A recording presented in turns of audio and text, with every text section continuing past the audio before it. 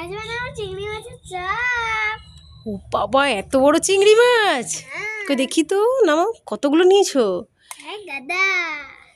দেখো, এত বড় বড় চিংড়ি। হ্যাঁ দাদা। ঠিক আছে।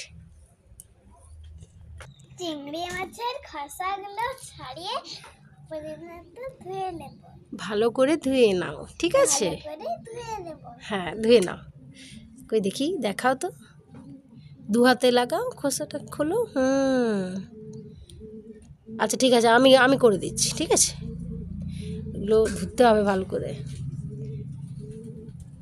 এগুলো বাছা হয়ে গেছে, বাও! মাছগুলো বাছা হয়ে গেছে। আমি দাঁড়াও। নুন দিয়ে দাও।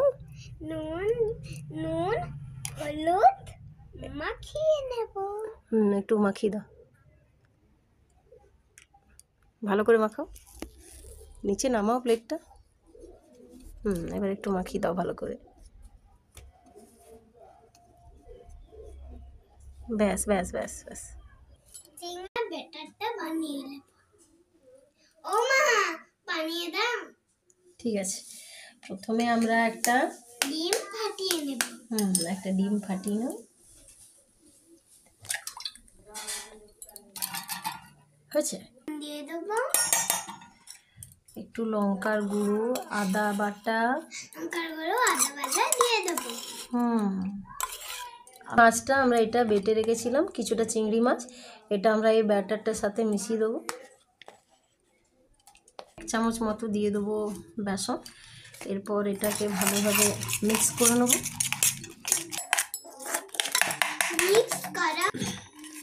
এটা ঘনত্বটা দেখুন। হ্যাঁ, আর একটু বেসন দিলে ভালো হয়। আরও অল্প বেসন ছড়িয়ে দেবো। আরও একবার